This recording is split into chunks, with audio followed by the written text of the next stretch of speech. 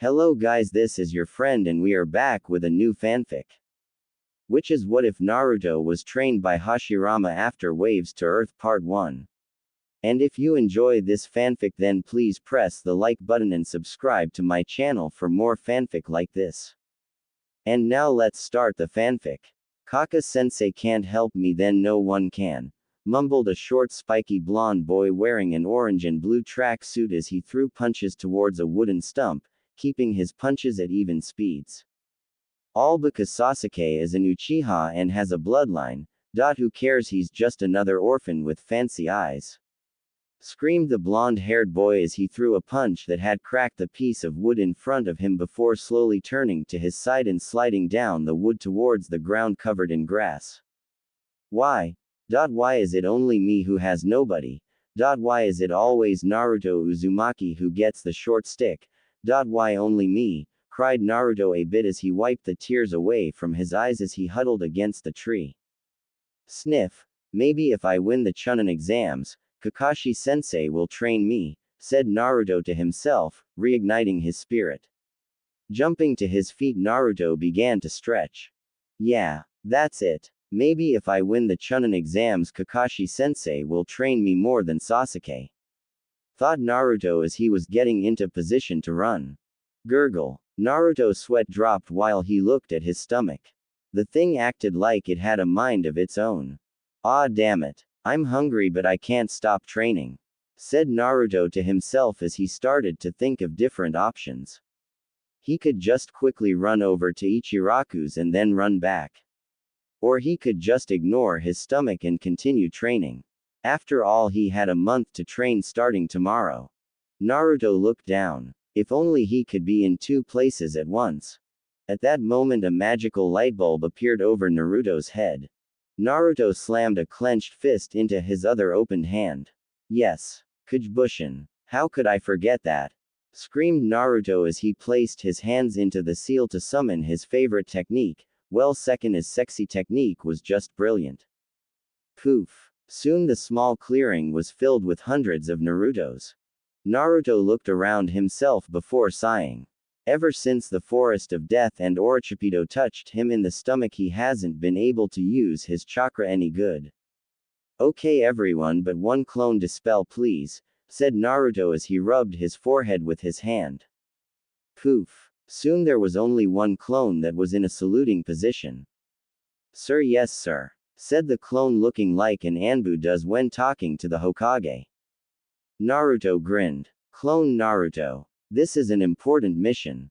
You must get me 10 miso ramens and pronto. Failure will result in my stomach exploding and we never getting to taste ramen again, said Naruto as he pointed at his clone, which had a look of fear. Sir, yes sir, screamed the clone as he dashed away, leaving Naruto all by himself in the clearing. Naruto looked at the dust cloud the clone had left and scratched his head. How was the clone going to pay for the ramen? Oh well, he will see when the clone comes back. Naruto looked back at his training ground. He had found the place before the graduation exam and hang out here from time to time. It was a massive clearing that held heaps of trees around it along with a decent-sized waterfall at the edge of the clearing. Naruto started to go back into his running position, mentally counting down from 3, 2, 1, go.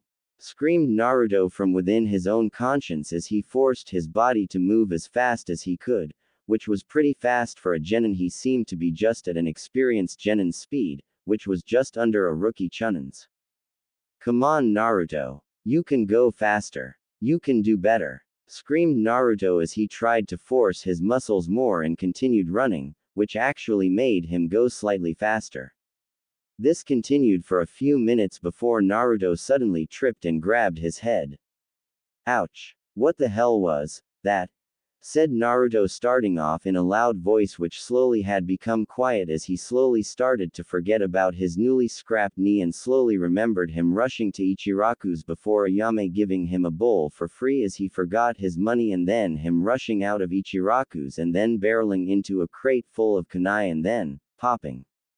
Naruto started to panic and look himself over before realizing something. He didn't do that. that was his clone. Did he just remember what his clone did? I thought that Kujibushin was only a physical clone. I need to read the rest of the technique information, mumbled Naruto to himself as he only looked at how to make the technique and not what it did, well except for making clones that could hit people. I'll just ask Gigi now instead, said Naruto as he left his special clearing towards the Hokage Tower, on the other side of the village. 3 hours later. I should have just run here, muttered Naruto as it was now late evening. He walked up the stairs towards the cage tower. Looking up towards the top he saw his Gigi. But before Naruto could call out to him he disappeared. Well, looks like it was time for Operation FS. Well, it looks like I will need Operation Forbidden Scroll after all, said Naruto as he sighed a bit. Continuing his walk he went towards his objective. Walking around to the back of the Hokage Tower, Naruto's sweat dropped. The construction setup was still there which he had used to sneak in the first time, and so was the same window at the very top. Gigi was defiantly too old to be Hokage if he lets his ninjas forget the windows. Naruto saw the ledge that he had to grab and saw the ramp still there. Naruto once again got into a running position before sprinting up the ramp and launching him up and grabbing the ledge. Twisting his body around a bit he saw the next platform he had to land on. Placing his feet on the rocky surface, he pushed against it while jumping towards the platform to make sure he didn't underjump it. Tucking into a ball position, Naruto rolled against the platform before coming to a stop right in the middle of the platform. Standing up, Naruto looked at the window that was right next to him. Poking his head in and moving it left and right, Naruto slowly entered the building, making sure to avoid the chattering of other shinobi within the building. Walking up to the Hokage's office, Naruto sent a hand inside of his orange jacket and pulled a key that he had. The key was special as it was a direct copy of the key his Gigi had, even down to the squiggly lines that adorn it. Placing the key into the keyhole, he slowly twisted it and quietly opened the door, quickly shutting it as quietly as he could. He quietly moved across the room towards the massive bookcase that held a lot of village secrets. Naruto, with key in hand, opened the bottom drawer and saw a keyhole near the back. Doing what he had done to the door, Naruto quietly twisted the key once he placed it inside the keyhole. Clink. Taking the key out, he watched as a hidden drawer appeared from the back of the bookcase. Inside was the Forbidden Scroll along with 3 scrolls with his name on it. While he knew that this was a new hiding place of the Forbidden Scroll, he was shocked that there were 3 scrolls addressed to him. Shrugging, he grabbed the 3 scrolls and placed them in his orange jacket. Grabbing the Forbidden Scroll, he quickly opened it up and fully read what the Kujibushin did. He was amazed that he didn't read this when he could have. His Kujibushin could be used for training. Well, for anything other than physical training. In the scroll it said that the technique was created by the second Hokage, Tobirama Senju, for spying technique, as you could send a Kujibushin to scout out an area before going in yourself. The reason this was a good espionage technique was because of the memory share, which lets the user gain all the memories from his cage bushins when they dispelled. Although Naruto wouldn't have come to the training conclusion if he hadn't read that it could also be used for training and studying. Naruto was giddy. He could actually one-up Sasuke. Sure, while the Tem could copy any ninjentai, he couldn't actually learn the ins and outs of the technique. He could learn anything in a matter of hours. While Naruto was in his inner monologue, he hadn't read the caution section. Yes, yes, yes. I'm going to be the best ever Hokage, said Naruto as he jumped up to his feet, scratching the back of his right hand which had drawn blood. Gah, said Naruto as he dropped the Forbidden Scroll and threw his hand wildly, spraying blood over the Hokage's portraits due to the shock of being cut. Naruto caught his right hand in a tight grip as he watched the blood he threw on the Hokage's start to disappear. Well, all the Hokages except for Gigi's. Poof. Thud. Thud. Thud. Naruto looked at the 3 scrolls that had popped out of the now clean portraits. Looking down towards the scrolls, he saw that they were each meant for someone who had their blood. But how did he get the scrolls then? He was sure he wasn't Senju or Namikaze.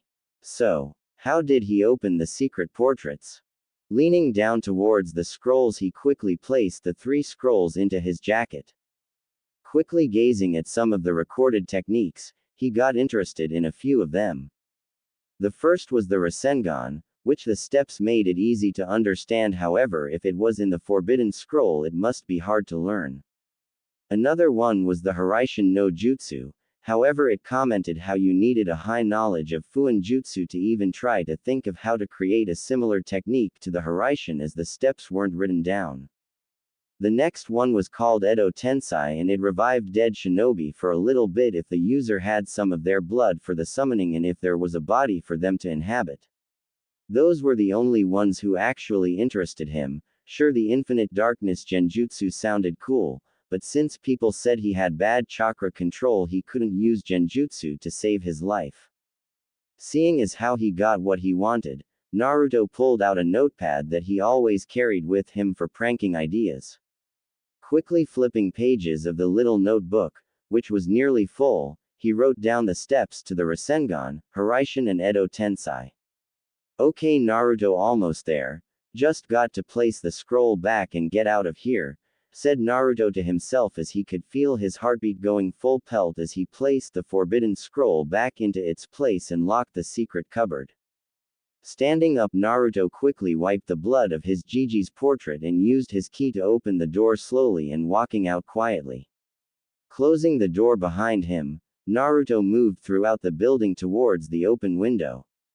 Climbing through the window, Naruto slowly walked across the platform and jumped to the ledge before dropping down to the ramp, which he slid from. Naruto gripped his heart as he finally got out of the building, not alerting any ninjas within. Thanked Kami that Gigi took his Anbu with him, or I would have been caught instantly, said Naruto to himself as he started to walk towards the steps that would lead him to Konoha. Hour later. Ah, god damn it, those steps take forever to climb, muttered Naruto to himself as he was walking with his hands behind his head as he was walking towards his apartment. Maybe he should just go sleep at his training ground. He did have a makeshift house there, and if he was always there, he would be able to train day in and day out.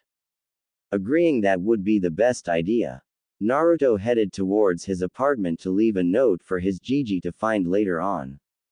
Naruto's apartment. Opening his door with his key, Naruto turned on the lights and walked through his small apartment and walked into his room. Looking for his travel bag, he quickly opened it and pushed in some of his jumpsuits and some ramen preserves. Going under the bed, he pulled out a loose floorboard that held some of his hidden supplies. In the small hidden compartment were blood pills, chakra pills and food pills. Each was self-explanatory. Blood pills made your body produce more blood so that if you start bleeding badly you could survive a little longer than normal, although it puts a huge stress on your body later on. The chakra pills replenished your chakra, however each time you take it, and it increases the fatigue you will feel and the chakra exhaustion when you stop taking the pills after each time you run out of chakra. The food pills just filled you up for a few hours, although it doesn't give you the nutrition that regular food gives.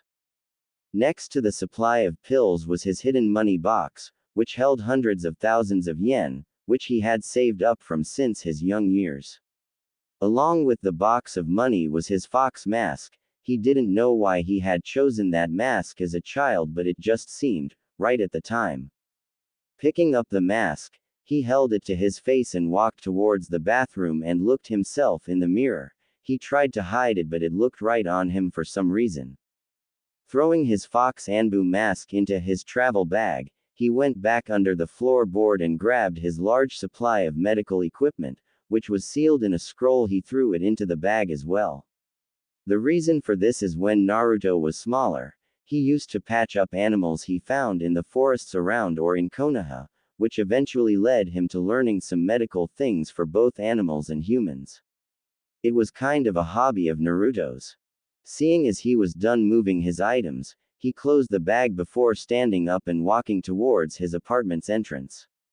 Turning off the light as he walked past, he closed the door behind him and locked it. Naruto started to walk towards the training grounds, making the passing ninjas think that he was going to train at one of the regular training grounds. Walking past all the training grounds, he started to sprint towards his secret place. With an hour of sprinting, Naruto finally reached his secret training ground. Well, I might as well sleep now as it's becoming dark, said Naruto as he looked towards the sky, which had just started to show some stars above. 8 hours later. Yawn. Why did I have to wake myself up so early? Groaned Naruto as he fell of his handmade hammock hidden within the cave behind the waterfall. Naruto looked at himself and shuffled his jacket a little and felt all the scrolls he still had on him. Well, it's a good time to read them, I guess, Naruto thought as he walked around the ice-cold waterfall. Walking towards the center of the clearing, Naruto placed all the scrolls in front of him in 2 piles. The ones on his left were the ones that fell from the Hokage's portraits, while the ones on the right were the ones which were with the forbidden scroll. Naruto scratched his head with his right hand, wondering which one he should open first. Well, the Hokages were his heroes, and he could always read the other ones after. So grabbing the 3 Hokage scrolls, Naruto tried to open them, only for them not to budge. What? But these fell from the floor when my blood. Oh right, I might need my blood to open it, said Naruto as he slapped his forehead for forgetting. But before doing that, Naruto placed his hands into the Kujibushin hand sign. Kujibushin no Jutsu. After the shout, multiple puffs of smoke could be heard. Naruto looked at his small army of 200 clones with a nod. Okay guys, everyone go on to tree walking training, okay? Kaka-sensei told me that my chakra control is the worst, so we should work on that for now, said Naruto. He watched his clones nod before going towards a separate tree and began the tree walking exercise. Naruto then looked back at the scrolls with his heart pounding within his chest. Slowly bringing his right hand up towards his mouth, he sent some chakra into his canine tooth and bit his thumb. He quickly drizzled the scrolls in his blood before the wound healed itself. Suddenly 3 puffs sounded off, and what appeared shocked Naruto to his core. The 3 dead Hokage. The first Hokage, Hashirama Senju. The second Hokage, and Hashirama's brother Tobirama Senju. And finally his personal favorite out of all the Hokages. The 4th Hokage, Minato Namikaze. 3 living legends stood in front of Naruto, and he could not believe it, before his mind popped up and thought of something. Ah, ghosts! Screamed Naruto as he dived into the lake head first, which brought a sweat drop from the 4th Hokage for some reason. The Kages looked at each other before looking at the scrolls on the ground, and was shocked that all 3 of them appeared. Especially Minato, as he was sure that if his scroll was used, Naruto would only be able to use his. He wasn't expecting him to be able to summon the 1st and 2nd Hokage, but that means that Naruto was related to the first 2 Kage. While Minato was in his inner monologue, Tobirama was getting annoyed with his direct family member hiding from them in the lake. So he used his water manipulation to summon a water whip and dragged Naruto out of the lake. Naruto was shitting himself now. He was certain they were ghosts. Even if they weren't see-through, or if they were able to use ninjutsu. Naruto soon found himself suspended off the ground by the 2nd Hokage's water whip. Hashirama, who had been quiet since being summoned, smiled at Naruto and gave a little wave. Hi there, I guess since you were able to summon me, Tobirama, and who are you? Asked Hashirama with a question mark above his head as he looked at Minato, who looked shocked for a bit before scratching his head in embarrassment. Oh right, never met. My name's Minato Namikaze, 4th Hokage, said Minato as he turned his back to Hashirama and Tobirama, showing his Hidori to them both, along with Naruto, who was having a fanboy moment. Who cares if they were ghost? That was one cool Hidori and pose. Hashirama seemed to nod before he realized something. Okay, if you're the fourth Hokage and you're dead, then who is the fifth? Asked Hashirama with his head tilted a bit, while Tobirama simply rose an eyebrow, also wondering who.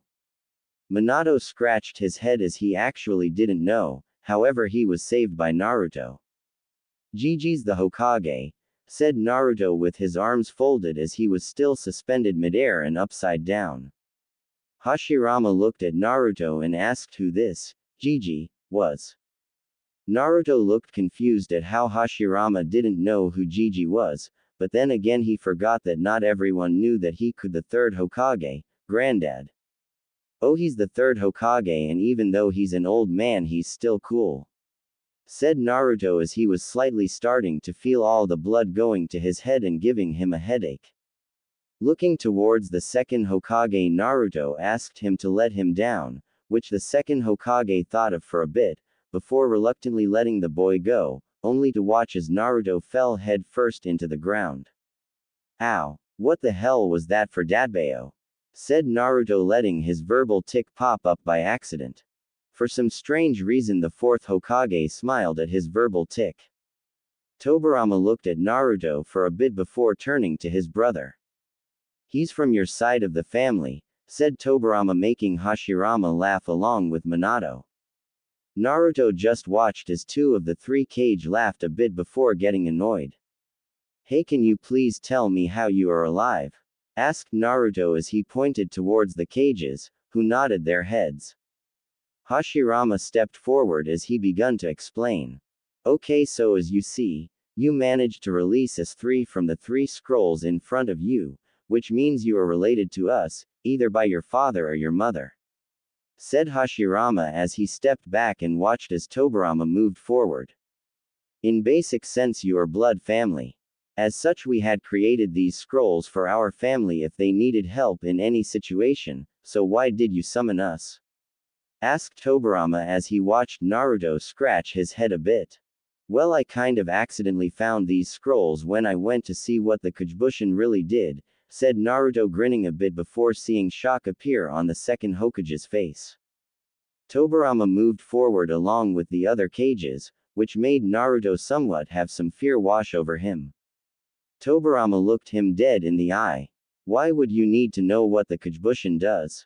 You shouldn't be able to even attempt it with your currently low levels of chakra and lack of control, said Tobirama as he saw Naruto look at him confused before pointing at the general direction of his clones. When the previous Hokage saw the amount of clones there were, they panicked. Naruto, dispel your clones one at a. Tobirama was cut off by the sounds of hundreds of puffs. All the Kage looked at Naruto expecting to be on the floor dead from all the strain of the Kagebushins exploding at the same times and Naruto experiencing their collective memories. Naruto just stared at the three Kage with his head tilted. He didn't feel anything other than a better sense of control over his chakra, which for some reason made him more relaxed instead of more hyper. What? Asked Naruto as he looked at the shocked faces of all the Kage in front of him.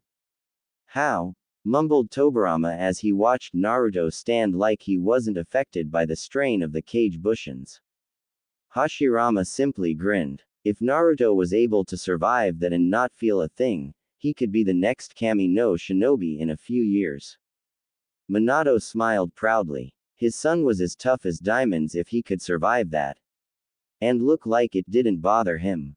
Tobirama soon got over his shock. Well, it seems that training you for the next month will be quite entertaining, said Tobirama with a grin stretching across his face, which was mirrored by the other Kage. Naruto suddenly felt like he was walking into hell. Faster, Naruto! Screamed Minato as he threw his Hiraishin kunai towards Naruto, who was running on nothing but fumes. It has been 10 days since Naruto's training had begun and the Kages were impressed at Naruto's learning rate even without the clones helping him with nearly everything. When the Kages first began training Naruto, they noticed that he didn't have any survivor skills. They found this out when they sent him to get some food for himself, as they were nothing but upgraded Kajibushin as Naruto learned after their first meeting. The cages waited for half an hour before finding Naruto battling 3 grizzly bears that were a few miles out from their location. How did Naruto get a few miles away while looking for food? They will never know. When Tobirama had asked Naruto who taught him all he knew, the small child had instantly fell silent and only murmured his answers. When the cages heard his answers, the first 2 Hokage only felt sympathy towards the child. However, the 4th Hokage went to his knees and hugged the boy and silently cried. When Naruto asked why he was crying, Minato explained to him about him being Naruto's father and about how his wife should have been there to look after him, unless she was also dead. All through the night Naruto wept as the 3 Kage watched him overcome his grief and sadness of the chance of never meeting his mother, although at least he met his father, kinda. On the second day of training, Tobirama had made Naruto summon as much clones as he could as the day before, only to be able to summon 50 Kage Bushins when using the same amount of chakra he had used the previous day. That day's experience gave Naruto something else to work along with everything else he was training in. Flashback 9 days ago. Gra. Why can't I summon how many clones I want? I know my control was heaps better than yesterday. Even if it was only like 15 minutes worth of chakra control. Said Naruto loudly as he continued trying to summon 200 clones like the day before, but no matter what he wasn't able to summon over 100 clones at max. While Naruto was continuously trying to re-summon 200 clones, Tobirama was sitting in a relaxed stance and was feeling out Naruto's chakra for any anomaly that was preventing him from using his chakra properly. Tobirama sensed how Naruto's chakra would emerge from his stomach and noticed something. His chakra was being scrambled from his core. Standing up, Tobirama called Hashirama and Minato towards him and Naruto, who had taken to sitting down onto the ground after another failed attempt. Tobirama looked at Naruto for a bit before lifting his jacket and shirt up, exposing his stomach to the 3 cages. For Hashirama, he had no clue what he was looking at. Sure, his wife Mito had taught him some sealing, but he had always fallen asleep during her lectures. For Tobirama, it was an ingenious seal that would disrupt a person's chakra and if they were a Jinchuriki, would block them from accessing their tailed beast's energy. However, since it was new to Tobirama, it would take him a while to learn the counter seal for it. However, for Minato it was simple. Moving his hand towards Naruto's stomach, he placed his hand on the 5-prong seal and slowly twisted the seal open. However, Minato noticed a seal behind the 5-prong seal, and if he was correct, it was a bloodline blocking seal, used when a child gains an ability that no one wants them to know about. The only ones who knew that technique were the clan heads and the Hokage, probably Danzo as well. Naruto, I am going to unseal your chakra and another seal that shouldn't be on you, okay? Said Minato looking straight at Naruto's eyes, who gave him a nod in return.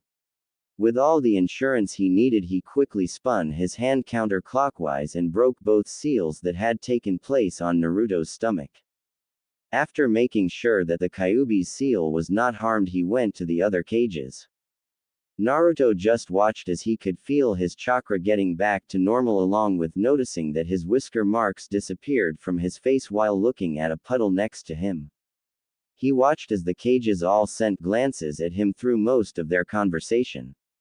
Deciding to relax a bit, Naruto laid down and closed his eyes, only to be able to somehow see the 3 cages in a sort of mind map. While he was looking through his mind map, he watched as the cage moved towards him before they held something out to him. Naruto opened his eyes and saw a blank piece of paper being held above him. Turning his eyes to the cage, Hashirama started to explain. Okay, Naruto. The paper in front of your face is called chakra paper. Chakra paper comes from trees that are fed chakra over a prolonged amount of time and can identify someone's chakra type when the person inserts their own chakra into the paper. So all we need you to do is send some chakra into the paper and see your elements. Said Hashirama as he watched as Naruto took the paper out of his hand. The cages watched in anticipation as Naruto used a bit of his chakra and placed it within the special paper. Soon the paper split into three separate pieces. The first piece was completely covered in water. The second piece had turned into pure dirt, and the third piece was zapping the entire paper and making it close up into a ball. The cages just watched as Naruto had 4 elements: wind, water, earth and lightning. But before any of them could tell Naruto what his elements were, the water and earth pieces slipped through Naruto's fingers and fell to the ground, where they merged into a small plant. At this, Hashirama just jumped with joy. He finally had someone to pass his teachings on to. However, he could only do it for 30 days. Present. Naruto, you can do better, said Minato as he teleported around the clearing and threw more kunai at Naruto as he was also dodging small water dragons and wood dragons.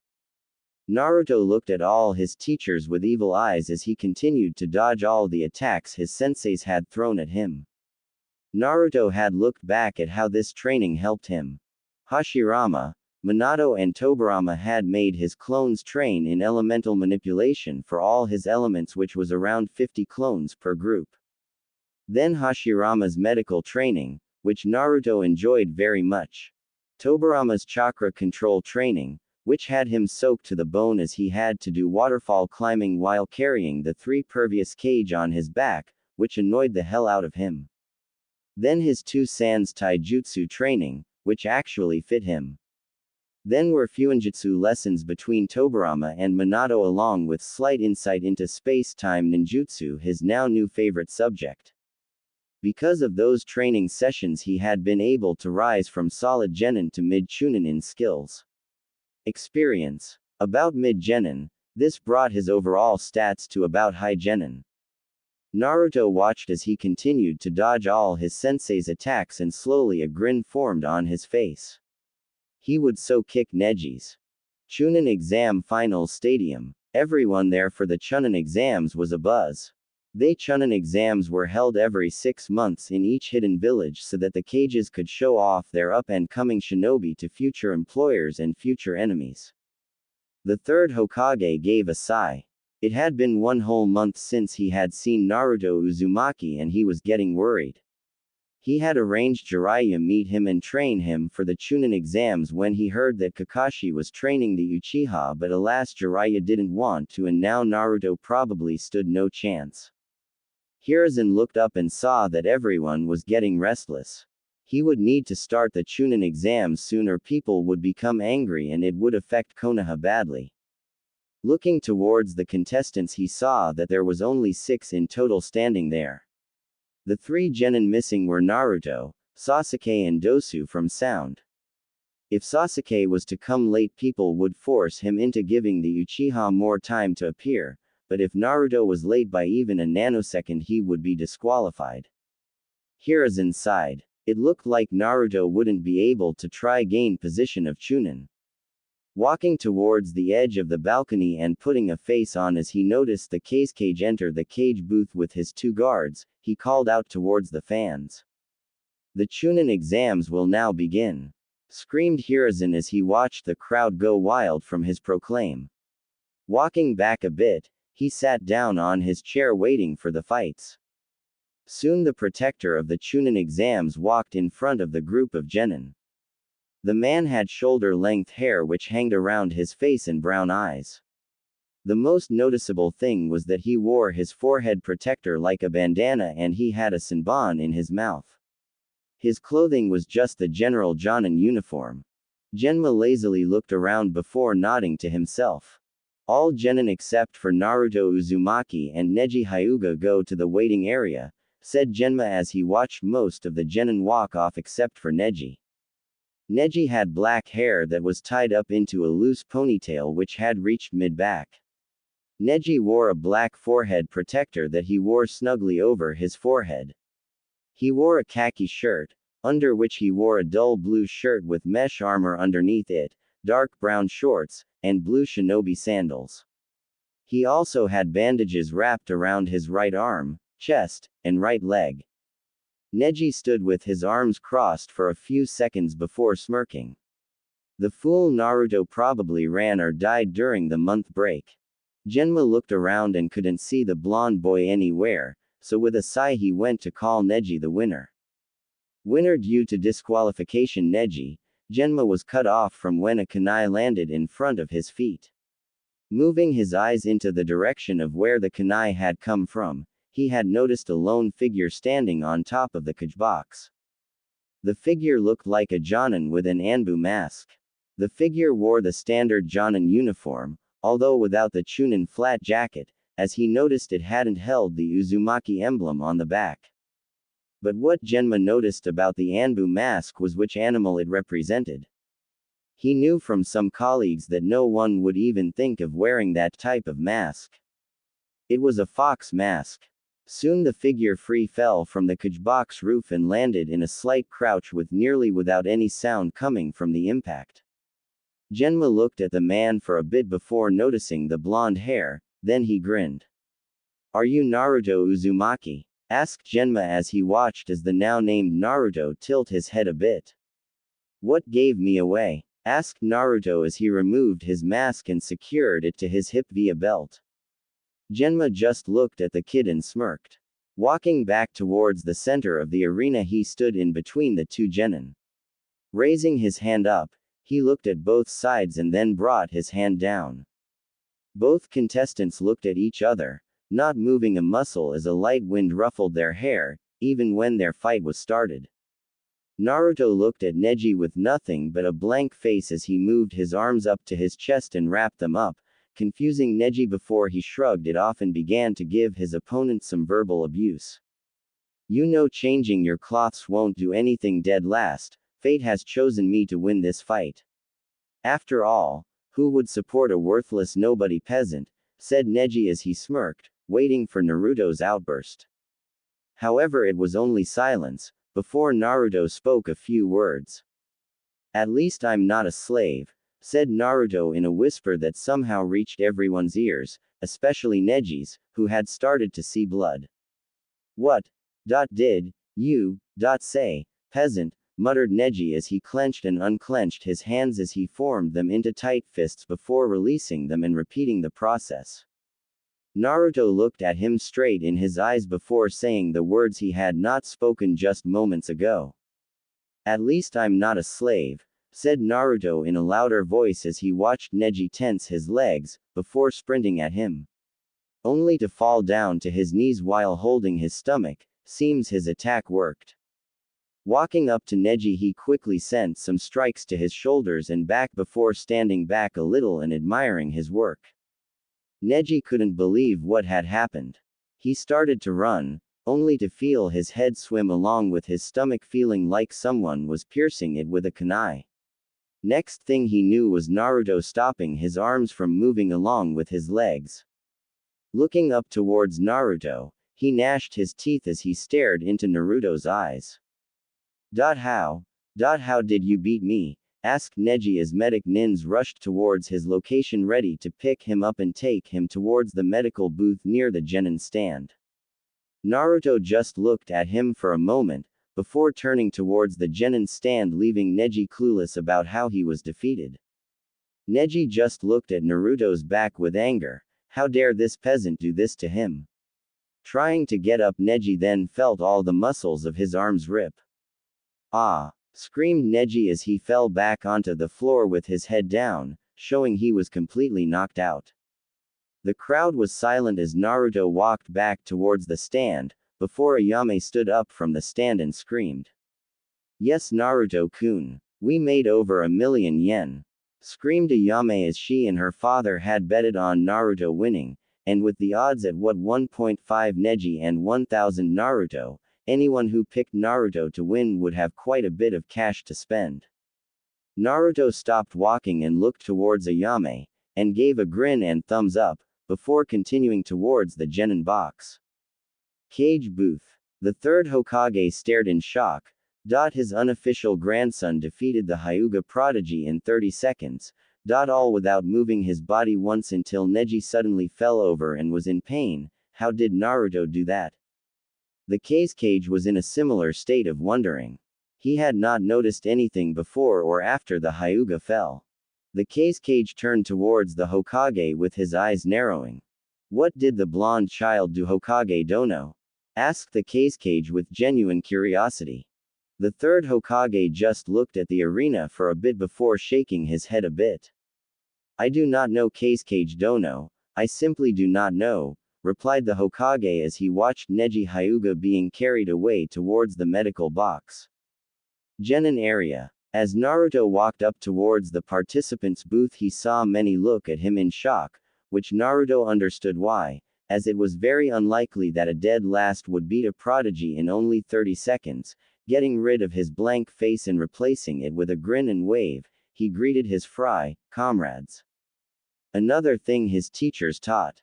Friends are people who like to be around you for you, and not because they look at you and get an ego boost from your graduation position along with actually hanging out with you for no other reason other than to hang out. Comrades were people you knew better than most, but had not become friends with them. When Naruto looked at it like that, he remembered all the times Kiba, Ino, Sakura no just Sakura, and Sasuke had walked up to him, just to give him insults. Hey everyone, how's it going? Asked Naruto as he walked over towards the balcony and started to lean against it. Now everyone in the participant area was shocked. Naruto Uzumaki didn't scream in greeting, and wasn't acting like he was 30 days ago. Shikamaru just looked at Naruto closely with a thoughtful gaze for a bit, before shrugging it off as it being troublesome, to figure out why Naruto was like that. Arena. Genma just shook his head at the very short fight. He did notice something off about the wind, but it was probably just his imagination. Okay, will the participants Sasuke Uchiha and Gaara of the Sand please step forward? Said Genma with a loud voice to get over the talking of the crowd. Only for the crowd to start to cheer very loudly as they waited for Sasuke. 30 seconds later, Genma looked towards the Hokage on what to do as Sasuke did not appear. Cage booth. Well, it seems that Sasuke inherited Kakashi's lateness, it seems he will be disqualified, muttered the Hokage as he began walking towards the balcony to announce Sasuke's forfeit, however the cage thought otherwise. Wait, Hokage dono, many people turned up to watch Sasuke Uchiha and my son Gaara to fight. Maybe you could give them more time? Asked the cage in a polite tone, which the Hokage began to think about. While unfair to other competitors, it would at least give the audience something to wait on. Fine, I will move his match to the last one before disqualifying him, said the Hokage as he stood at the edge of the balcony.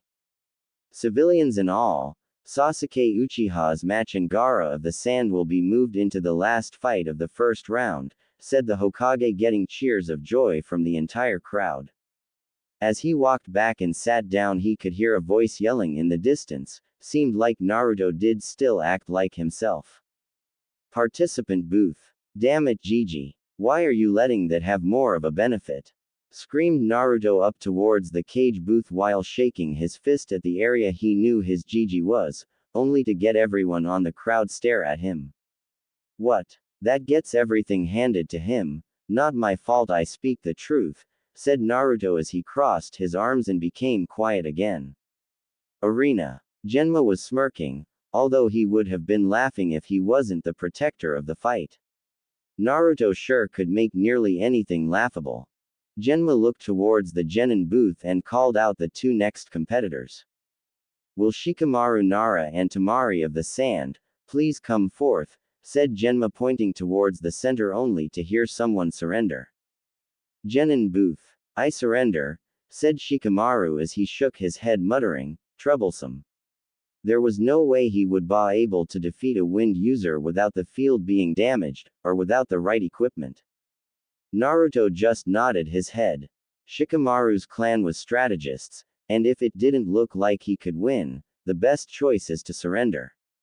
Although he was going to push Shikamaru in, that would be endangering a comrade, something Naruto would never do. Arena. Genma started to laugh a bit. It seemed like Sasuke's time was running out. Shrugging, Genma called out the next two competitors, only to hear one of them surrenders. Genin Booth, yes, I keep changing what the name of the participants both is, sorry. I surrender, said Konkuro as he couldn't show Crow off until the invasion. Arena. Genma was busting his gut. All the fights were short, and the only one to fight was Naruto and Neji, but Naruto didn't even move until the end of that, seemed like Sasuke wouldn't get to fight. Cage Booth. The cage was seething. Now there was no choice but to disqualify Sasuke. Damn you Kakashi and your lateness, thought the cage as he looked at the Hokage moving towards the balcony.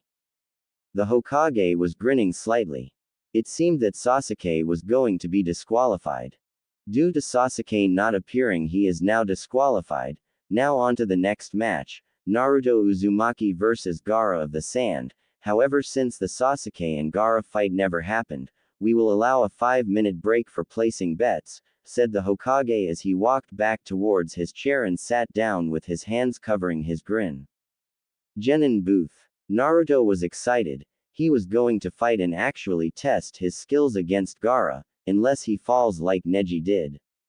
Ha ha ha, this is going to be fun, said Naruto as he started to hop on the balls of his feet in preparation of his entrance, before he stopped jumping and took a breath to calm down. And if like a switch, Naruto's face became blank. As he heard Genma say the 5 minutes is over, he jumped onto the field. Arena. Genma looked at the two ninja as they stared at each other with blank faces and in their ready stances. Genma nodded to himself, ready to step in if Gaara attempts to kill Naruto. Raising his hand up, he looked at both competitors for a bit, before throwing his hand down and jumping away. Fight. Naruto looked at Gaara for a bit, before noticing his attack had hit, but didn't work. That meant that Gaara was either had an immune system that could purge him of nearly anything, or he was a Jinchuriki like he was. Looks like if things get out of hand he will have to use his gifter seals. Naruto leaned forward slightly before tensing his muscles. Feeding a slight amount of chakra to his body, he dashed. Slam. Naruto stood where Gaara previously stood with his fist in a punching position. Following the direction of his fist, it led to a large hole in the side of the arena. Naruto closed his eyes briefly, searching for Gaara's chakra signature and seeing how it was flowing. It was flowing rapidly. He was angry. Naruto opened his eyes once again and dashed back towards his original starting position. He watched as Gaara moved out of the hole in the wall and stared at him with anger, before smiling maniacally towards Naruto. Yes, you will prove my existence, said Gaara loud enough so that the crowd could hear him. Naruto just stared at the redhead in front of him. He was a Jinchuriki, however he had to make sure as there have been bloodlines for nearly every element. Naruto placed his hands behind his back and unsealed 2 kunais with seal markings written on them, which he grabbed one for each hand. Looking at Gaara, he watched as he sent sand tentacles towards him. He could see each movement of the tentacle, however it was a lot harder than seeing a human body that had 2 arms and legs. Dashing to the left, Naruto jumped over 2 tentacles that were aiming for his stomach. He then jumped on top of a single tentacle and ran along it towards Gaara. Gaara, seeing what he was doing, immediately stopped the sand tentacle before sending all his tentacles right at Naruto, who just jumped on them while gaining a bit closer to Gaara. Naruto, seeing how he was close enough, jumped up towards the sky, blending him in with the sun's shine. Ceiling. 2-point barrier. Throwing the 2 kunai at Gaara's left and right, he watched as the kunai glowed before having a blue barrier appear around him. Gaara tried to move. He tried to fight the barrier but could only feel himself getting weaker. When Naruto landed, he quickly went through a few hand signs. Ceiling. 5 elemental seal. Screamed Naruto as he charged forward, making sure his barrier ran out of chakra just before he touched it. Naruto watched as his barrier disappeared right when his fingers were a centimeter from it. Seeing how the barrier fell, Naruto pushed his legs a bit harder and rammed his fingers at Gaara's stomach.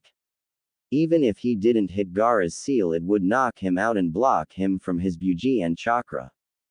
Naruto watched as Gaara looked at him in shock as he flew towards the arena wall once again, as Naruto used too much strength when he thrusted his hand onto Gaara's stomach. Boom! The familiar smashing of a wall was heard by all. Genma, who had decided to check on Gaara's condition slowly, pried the young redhead out of the arena wall. Putting 2 fingers towards his neck to check for a pulse, he was delighted to find Gaara still alive and simply knocked out. Naruto watched as ninjas sprang into action without thinking and started to fight the Suna and the sound ninjas that had mysteriously appeared once the invasion started. Naruto watched as Temari and her brother Kankuro grabbed Gaara and left towards the village's forests. Boom! Looking up, he saw a purplish barrier arise from out of nowhere. Deciding to get a better view, Naruto sprang off the ground and bounced from wall to wall as he reached the purple barrier. A 4-flame formation if he was correct. Naruto looked at the 4 shinobi holding the barrier. The first one he had seen was a rather fat one. He had orange eyes, and 3 tufts of orange hair on his head in a mohawk of sorts that ran down the middle and 2 similar styled tufts of hair at the side. He wore a sleeveless tunic with the symbol of the sound 4 on the hem, along with black arm warmers, a pair of black 3/4 length pants that stopped just below his knees. Along with this, he wore sandals with leg warmers, covered by bandages, a purple robe belt around his waist, and a necklace that comprised of circular pieces separating long, metallic pieces. The next person he saw was a girl. The most distinctive feature was her long, untamed, red hair. She also wore a black hat with bandaged sides, and she wore a tan tunic, much like the other members of the sound group, with black shorts and standard black shinobi sandals. The then came to a sight of a man with 6 arms. The man was a light brown-skinned shinobi with black, shaggy hair, and black eyes. He wore a black, sleeveless top and shorts, over which he wore a tunic that bore the symbol of a circle, and a purple rope belt around his waist. He also wore the forehead protector of his village along with arm warmers, shinobi sandals and bandages around his legs. The next person Naruto saw was a man with 2 heads, although one of them seemed asleep. The man had straight, dark gray hair with long bangs that covered an eye. From what he could see, the man wore a green shade of lipstick, and had dark markings around his eyes, giving him an androgynous appearance. He wore brown tunics with long black wristbands, black skin-tight shorts, and purple ropes tied around his waist. He also wore a dark red, beaded necklace around his neck and a giant scroll behind his back. Naruto turned his attention to what was inside the barrier and his eyes widened in shock. There was his Jiji fighting Hashirama and Tobirama along with Orochimaru. Naruto had to get in there.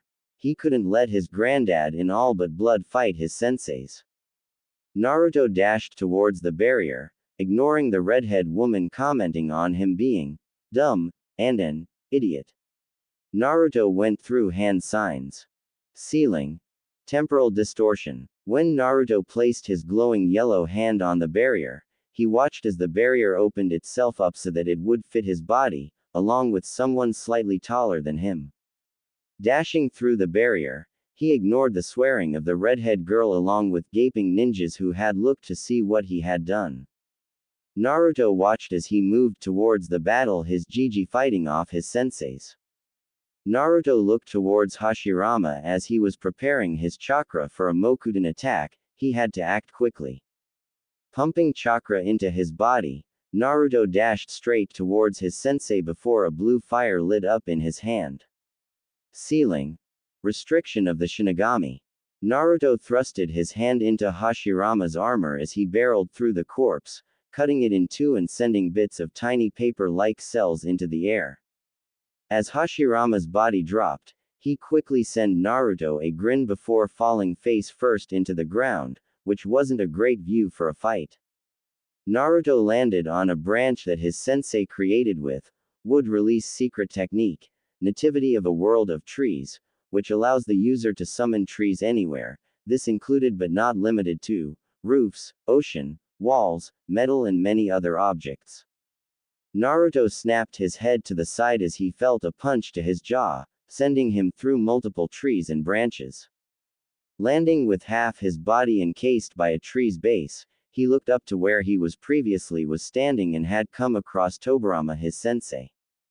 Forcing himself up, Naruto moved to stand on a single branch before creating 10 cage bushes. Naruto looked towards his clones before pointing towards the direction his Gigi was. Help Gigi, okay. From what I heard, Orochimaru is a sneaky bastard that can get himself out of nearly anything, got it? Said Naruto as he turned back to his sensei, who was simply watching him with a smile. The clones nodded, before dashing towards the Hokage's position. Naruto stared at his sensei with a blank face as his eyes traveled to his surrounding area, preparing to fight his sensei. Tobirama looked at Naruto with a grin. While he couldn't control his body, he could still talk and show emotions.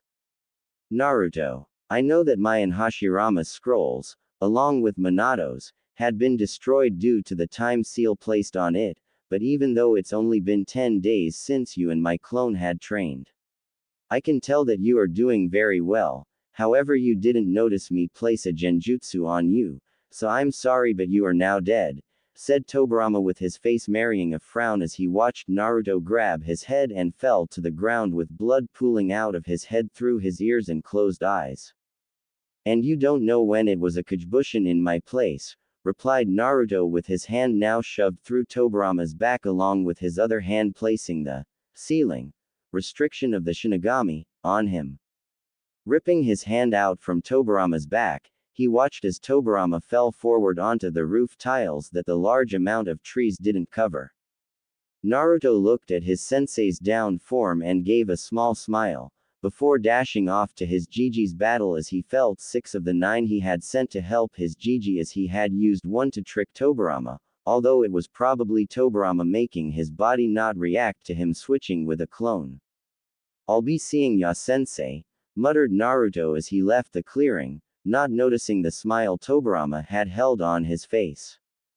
Orochimaru and Hiruzen battle. The third Hokage was huffing.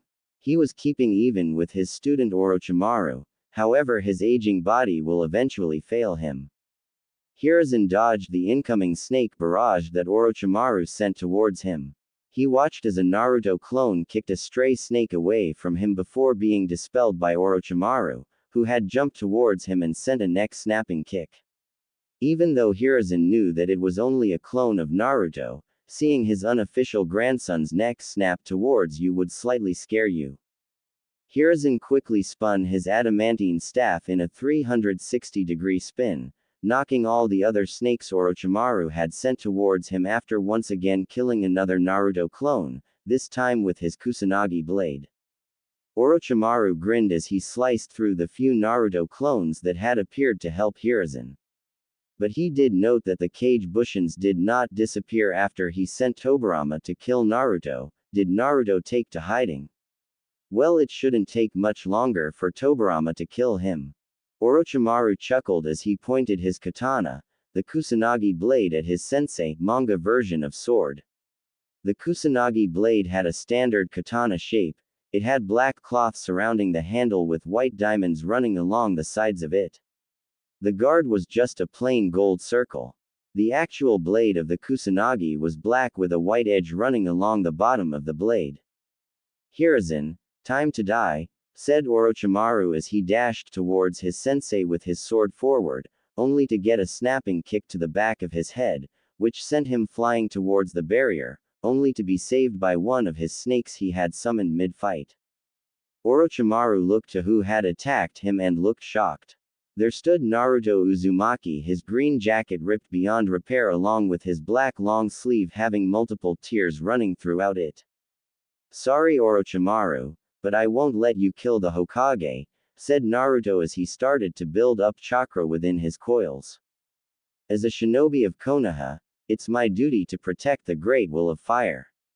I learned that from my senseis, and I will be damned if I let their teachings be wasted upon me. said Naruto as he activated his technique.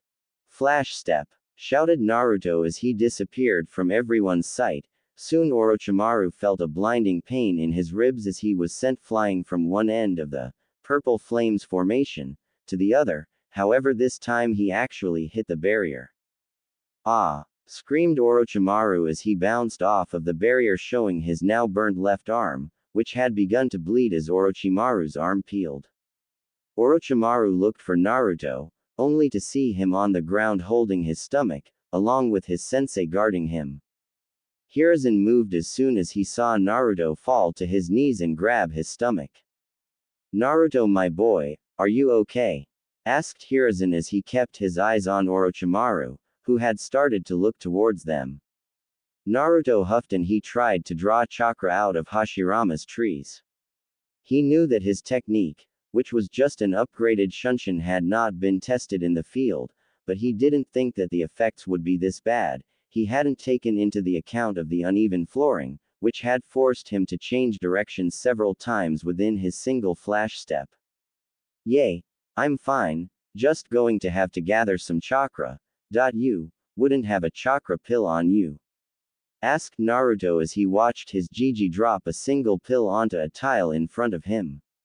Nodding gratefully towards his Jiji, he swallowed the pill and instantly felt his chakra start to return. He was definitely going to get put into the hospital for chakra exhaustion. Standing up, Naruto quickly flared his chakra to start healing his minor wounds at a faster rate as he already had Kyuubi's chakra healing him. Naruto looked towards Orochimaru, noticing something that he didn't notice before while he was gathering some chakra. The Kusanagi wasn't in Orochimaru's hand. Naruto heard a swish behind him and widened his eyes. The Kusanagi blade was flying towards his Jiji. Naruto jumped forward and pushed him out of the way, surprising the Hokage as he watched Naruto get the Kusanagi pulled through him. Hiruzen watched as Naruto passed out from the pain of having a sword go through his left shoulder. Orochimaru grew even more pissed. He was aiming for his sensei, but the brat had pushed him out of the way and instead gotten himself stabbed. Orochimaru watched as Hiruzen suddenly started to cough blood out from his mouth. It seemed the Kusanagi blade's poison was finally taking its effect. Hiruzen covered his mouth with a hand as he coughed out blood, which some of it landed on Naruto's face. He was going to die without medical treatment, and if he died, Orochimaru could kill Naruto afterwards. He knew what he was going to do. Looking towards his student, Hiruzen hardened his eyes as he started to go through a chain of hand signs. Looking fiercely towards Orochimaru's eyes, Hiruzen had flashbacks of how his student started and how he had ended, and could only become more determined as he watched through all of the innocent people being used as guinea pigs by him. Orochimaru, too long have I let you live. As my final act of Hokage, I will kill you, by taking you to hell with me. Shouted Hiruzen towards the end of his speech as he finished his hand signs. Orochimaru, who had noticed what jutsu used those hand signs, widened his eyes in fear. Throwing the Kusanagi blade towards Hiruzen before he completed the jutsu, he watched as Genma had deflected the katana before dispersing due to limited chakra. Dead demon consuming seal, shouted Hiruzen as the specter of the Shinigami started to appear, before getting feeling someone swapping places with him using the replacement technique. Hiruzen looked towards the Shinigami he had summoned and widened his eyes when he saw the specter's hand being placed through Naruto's stomach. The Shinigami was a translucent giant specter with a demonic visage. It was much larger than an average human, possessing long, shaggy white hair, from which two red horns protrude, and dark grayish-blue colored skin. It is draped in large white garments and carries a set of prayer beads. The Shinigami also had a tanto in its mouth. The Shinigami stared at Naruto with squinted eyes. Why have you summoned me, human? Asked the Shinigami as he looked towards the blonde child in front of him. He did look familiar though. Naruto looked ahead as he stared into Orochimaru's eyes. I want to seal Orochimaru into you, said Naruto as he watched the figure look towards Orochimaru and squint a bit harder before opening his eyes back to normal. Ah yes, the one who avoids me by transferring bodies, muttered the Shinigami. Naruto quickly formed his hands into a certain hand sign, which made the remaining Naruto clones paralyses Orochimaru with multiple seals that he made the clones prepare during his and Hiruzen battle against Orochimaru. Naruto looked towards the Shinigami before nodding. He watched as the Shinigami's ghostly hand shot through him and straight at Orochimaru as he was attempting to move only to fail. As the ghostly hand grabbed Orochimaru and started to pull his spirit out, Orochimaru decided to become a bastard. I will not die here, screamed Orochimaru as he made his discarded Kusanagi blade once again sail towards Naruto, who had only widened his eyes before feeling the blade punch right through his right lung. Naruto coughed out blood from his mouth as his lung started to fill with blood. Naruto tried to focus on Orochimaru as he used his chakra to pull his being out from him using the Shinigami's hand. However, he couldn't even see Orochimaru now. All he could see was a white blur ahead of him with a blue blur connecting him and the white being, which he knew was Orochimaru. Come on Naruto. You can do this, shouted Naruto to himself as he forced his chakra to pull whatever he had latched onto, only to feel his control slip and instead of pulling out Orochimaru's head, chest and arms, he only managed to pull the arms off him. As the Shinigami went to cut Naruto's soul in half as eat it, he felt something off, before grinning a bit before disappearing, while leaving Naruto's soul intact, although nobody knew that as Naruto just simply fell towards the ground. Orochimaru was livid when he tried to surge chakra to his body. He hadn't felt his arms, all he felt was an unholy pain where his arms were. He then realized what had happened. He lost his ability to use chakra in his arms, he lost his arms. He lost the one thing that mattered to him. His jutsus. Orochimaru was about to have Naruto's head before he felt a chakra surge coming a few feet from him. Turning his head, he was shocked to see what he did. He saw his sensei with nothing but a pure blank expression, although he now had brown pigments going across from his forehead and down the middle of his nose. Hiruzen just looked at Orochimaru's arms as they slowly start to turn purple. Hiruzen slowly turned his eyes towards Orochimaru, who had instantly called the shinobi holding the barrier to help him escape. However, he didn't see Hiruzen smash his face into the ground. Hiruzen looked at his student with nothing for a few moments, before a raging hatred appeared across his features. I was weak, Orochimaru. I was weak for letting you live because you were my favorite student. I had turned a blind eye at your experiments and look what it had cost me later down the road. It cost me my village's people, my likely family, and my UN official grandson. Screamed Hiruzen as he stomped on Orochimaru's back. Hearing a crunch from his ex-student's back, he continued to snap his spine with multiple stomps, before he started to feel the effects from the Kusanagi again. Orochimaru quickly went through some hand signs, ignoring his excruciating pain as it only grew with each second. Finishing his hand signs, he watched as his Sound 4 dropped the barrier around him and Hiruzen before teleporting to him with a shunshin and quickly reverse summoning him and them back to his village. The Anbu stationed around the field instantly tried to give chase to Orochimaru and his ninjas before seeing them disappear. Refocusing on their efforts, they quickly grabbed the Hokage by the arms, only to hear him speak. Grab Naruto Uzumaki's body. If he is somehow still alive, bring him to the Anbu hospital, said the Hokage as he stared towards Naruto's unmoving body for a few seconds before being shunshined towards his personal hospital room that had the best medics in the village working there. One of the few Anbu there walked towards Naruto's still body before placing a hand on his chest trying to see if he was indeed dead. Do bump, do bump, do bump. The Anbu reared his hand back in shock. Naruto Uzumaki was still alive. The Anbu quickly looked towards two colleges of his. Bird, snake. Pick up Naruto Uzumaki and take him towards the Anbu hospital. He is in critical danger right now. His heartbeat very weak, but still there. Said the tiger Anbu as he pointed towards Naruto's prone body, only to hear someone within the group mutter out how they shouldn't save the demon, and just let him die. Tiger turned to the operative and stared at him for a few seconds, before smashing a knee into his gut and knocking him out. Tiger turned back towards the group of Anbu. "Go!" screamed Tiger as he watched them start to move. In the arena. In the middle of the arena, there was a puff of smoke. "Yo, are we on it?" Kakashi stopped as he noticed that no one was there. Blinking to himself, he must have went a day early or something. Turning towards Sasuke with an eye smile, he pointed his thumbs up. "Well, Sasuke, looks like we have more time to train." With that, Kakashi grabbed Sasuke by the shoulder before shining back towards his secret training ground. Where am I?" thought Naruto as he slowly opened his eyes and instantly covered them due to the brightness. Allowing his eyes to adjust to the brightness within the room, he slowly sat up and looked around, only to come to the conclusion that he was in the general hospital, again. When Naruto tried to stand up, he felt a shock run through his system and a massive pain in his shoulder.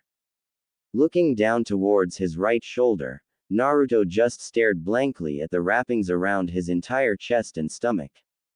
Thinking back to his injuries, he remembered himself taking the Kusanagi through both the stomach and the right lung while helping his Gigi in battle. His Gigi. He passed out before he could help, although he felt something was different within him. Grabbing the edge of his bed, Naruto started to push himself onto his 2 feet. Letting go of the bed, he started to slowly walk towards his hospital room door. Reaching out with his right hand, he grabbed the door knob before slowly twisting it open as his wrist was sore for some odd reason. Sticking his head out, Naruto looked both directions before slowly walking out of his room. When he was younger, if he was caught sneaking out of the hospital, he would have many ninjas throw him back in there under Hokage's orders. It sucked because it was boring in the hospital. Walking down the long walkway, Naruto took a second to look out of the nearby window and watched Konoha shining with just a bit of rubble here and there, although the gates around Konoha was pretty damaged. Turning his head back towards the walkway, he used the wall next to him to support him as he walked through the hallway. Closing his eyes for a moment, Naruto started to sense chakra signatures spread all around the village. Locking onto the largest chakra signature, he opened his eyes and started to walk forward only to see a ninja appear in front of him with a shunshin. The ninja was obviously a woman as her body was amazingly shaped. The most distinguishing feature of the Anbu woman was her long purple hair. The Anbu with a Neko mask looked at Naruto for a bit, before placing a hand on his shoulder and shunshined him towards the Hokage tower. Hokage office. Hiruzen watched as a poof of smoke and leaves appeared in the middle of his office. Once the leaves and smoke cleared, there stood Naruto Uzumaki and Anbu Neko. Hiruzen looked towards Naruto's state of dress, which was just the regular hospital gown that was administered to all patients. He chuckled to himself that Naruto hadn't noticed his dress yet.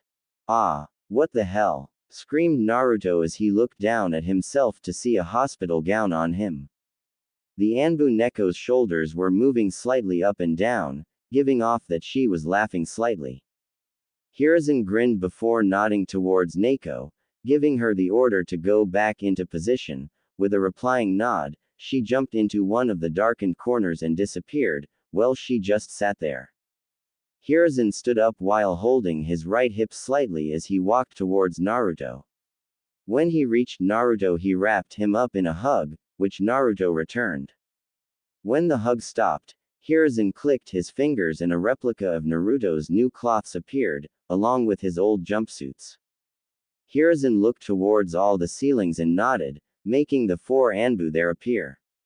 He then looked back towards Naruto and smiled. "Your choice," he said as he went to wait outside the office. Naruto got what he meant. He could become a ninja, or be like he used to be, a clown. It wasn't that hard of a choice. Naruto walked towards his carefully folded replica of his cloths from the Chunin exams final.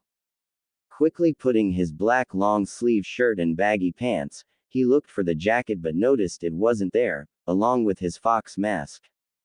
Walking outside, he saw his Gigi smile a proud smile at him and also got 4 nods from the Anbu at his choice. Naruto nodded back towards the Anbu and looked at his Gigi seriously. "Where's my jacket and fox mask?" asked Naruto as he watched the Hokage raise his eyebrow at him for that question, as he wasn't expecting Naruto to ask about his fox mask. Hiruzen looked towards one of the Anbu and made a few hand signs behind his back. With a nod from the Anbu, he quickly disappeared to do what his Hokage had told him. Looking back at Naruto, Hiruzen grinned. "I don't know Naruto, but would you like to come with me to the council room?" asked the Hokage. Getting a shrug from Naruto, they both began to walk towards the council room, with the Hokage noticing Naruto's slow but easier walk. It seemed that Naruto was healing while walking. As Hiruzen and Naruto were walking, the Hokage turned towards Naruto with a small smile. "So, how was training with 3 Kage?" asked Hiruzen casually as he saw Naruto widen his eyes to maximum proportion and quickly turn his head towards his Gigi. How?" asked Naruto as he noticed that his Gigi wasn't angry at all even though he kinda took some things. "I saw through the crystal ball of your training at times, good job by the way. Maybe in a few years you could actually gain the title of Hokage," said Hiruzen as he and Naruto walked towards the council room. Naruto looked towards Hiruzen before shagging his now not painfully bad shoulders and upper body. "So you know that I stole my parents' scrolls along with going through the forbidden scroll again, right?" said Naruto as he kept looking forward, not noticing his Gigi widen his eyes similar to how Naruto had a few moments ago. Hiruzen was gaping. He thought that Naruto only managed to accidentally get the 3 Kages to help him, and that was a shock. He thought that only Minato's scroll would appear if Naruto swiped blood onto the pictures, and now he finds out that Naruto had taken his parents' scrolls and looked through the forbidden scroll again. How did he do that? Finally reaching the council room, Naruto and Hiruzen walked through the door going to the Hokage podium. Hiruzen looked at Naruto for a bit, deciding if he should do what he was going to do. Finally deciding, he looked towards Naruto and grinned. "Naruto, sit at the Uzumaki clan seat," said Hiruzen, making all the council members look at him in shock. Naruto looked to the seat that was in between the Nara clan head and the Hyuga clan head. Walking towards the seat, he sat himself down, ignoring the mutterings around him, although he made the seat a little bigger using his Mokudan, so that he would be able to properly see. Hiruzen nodded towards Naruto, who in turn gave him a thumb up. Hiruzen looked towards the room and started. "We are here today to discuss promotions for a few genin who had gone above and beyond what was expected of them. So the names are Shikamaru Nara, Shino Aburame and Naruto Uzumaki," said Hiruzen. As he tried to start the voting, he was interrupted by a civilian council member. "What about Uchiha-sama and my daughter? They deserves the promotion," screamed a banshee or a woman with pink hair and green eyes, similar to Sakura Haruno. Naruto was holding his ears as well as most of the other shinobi, although Naruto and Tsume had the worst of it as their heightened senses picked up on the sound. Hiruzen's eye started to twitch before sighing. "And why should I promote Sasuke Uchiha and Sakura Haruno?" asked Hiruzen only to regret asking as the woman opened her mouth once again. "Because Sasuke is an Uchiha and we need him and the Sharingan back, and my daughter because she defeated a clan child," shouted the copy of Sakura as she slammed her fist down onto the table. Just before Hiruzen could reply, Naruto moved his hand up. "Could I place a volume control seal on her? My ears are bleeding along with hers," said Naruto as he tilted his head to the left and spilt some blood onto the Hyuga head, which in turn looked at him in hate. Hiruzen looked towards Tsume and indeed saw that Tsume, the Inuzuka clan head, was indeed bleeding out of her ears from Hikari's voice. Nodding, he saw Naruto disappear and slap a seal on the back of Hikari and then reappear back in his seat. "What did you do to me, demon?" said Hikari as she attempted to scream, only to find that she couldn't. At that moment, everyone in the council started to worship Naruto without him knowing, before getting over it. Hiruzen then answered Hikari's previous question. Sasuke doesn't deserve the position as he hadn't even turned up for the Chunin exams and Sakura had drew against a clan child, but that also wouldn't have given her the position of Chunin as Chunin need tact, skill and leadership, said Hiruzen. Okay, now Shikamaru Nara all four. 3/4 of the council risen their hands as they had heard he managed to lead a small group of genin to help minimize damage around the academy and prevented the fall of a medical team who were passing by under attack. Next on the agenda in Shino Aburame, said Hiruzen as he watched 1/4 of the council put their hands up. It was known that Shino also helped with Shikamaru, just not as much, although most of the medical team did continue living due to a very smart bug clone squad, which was made out to be the medical team. Hiruzen then nodded towards Naruto. And finally Naruto Uzumaki, said Hiruzen as he watched both the shinobi and civilian side of the council didn't raise their hand at all. Naruto looked at them with a little bit of wonder, before shrugging. There was always field promotion or other methods. Hiruzen raised his eyebrow at everyone keeping their hands down for Naruto's promotion, wondering why. He voiced his concern. And why shouldn't Naruto get promoted? Asked Hiruzen as he watched the Hyuga head stand up. From what all his previous record, he was nothing but a prankster and the dead last of his generation. Now while I had indeed seen his Chunin exams fights, they were obviously staged as not even I could defeat Neji that fast.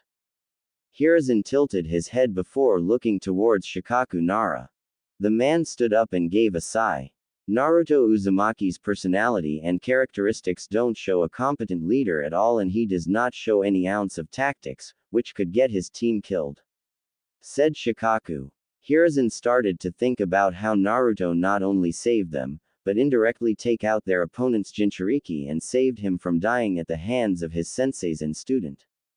Naruto sighed. Looks like his personality that Tobirama had pointed out was definitely going to haunt him later on in life, stupid sensei knowing everything.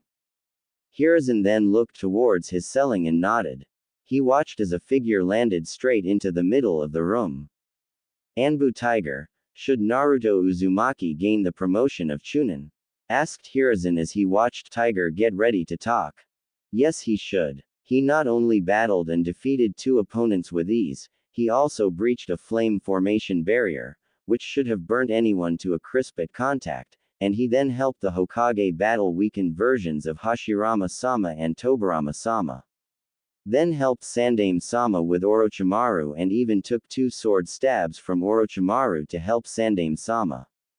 Personally, I would just have him join Anbu, said Tiger, as he felt his Anbu commander Dragon shake his head in agreement. Gasps were heard throughout the council room. Naruto Uzumaki is an Anbu. What's next? The Sandaime actually accepting? The Sandaime actually thought about it for a moment, before calling the Anbu commander out. Dragon, come out and state whether or not should Naruto Uzumaki join the Anbu Corps, said Hiruzen as he watched his Anbu commander appear within a moment's notice. The Dragon Anbu was silent for a few moments before speaking. I think that Naruto Uzumaki should be implemented into Anbu. His skills are quite high compared to how he was 31 days ago, which brings me to wonder what he did. However, I recommend he join Anbu, said the dragon masked man as he then looked towards his Hokage. Naruto was just absorbing it all in. He might get recommended for Anbu. He might be given training for the best of the best. Hiruzen started to think. Anbu wasn't the best for a child, but he knew Naruto would pull through. However, there was the thing about Naruto now being the center of attention after the whole Chunin exams. Maybe, yeah, that could work. As he was about to speak, the Hyuga head Hiashi stood up and slammed his hands down onto the table. This is ludicrous, shouted Hiashi as he looked towards his right, looking straight at Naruto with his Byakugan active. Aren't you taking his personality and mission reports in? He was a problem in everything, and his skills against the two previous Kage and Orochimaru.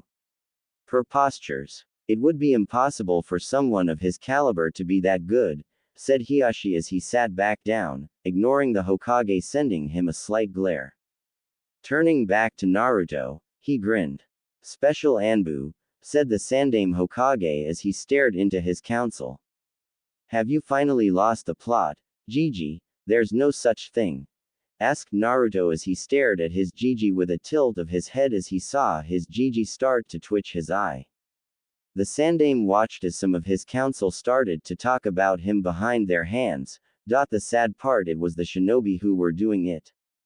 Sighing to himself, he started to explain.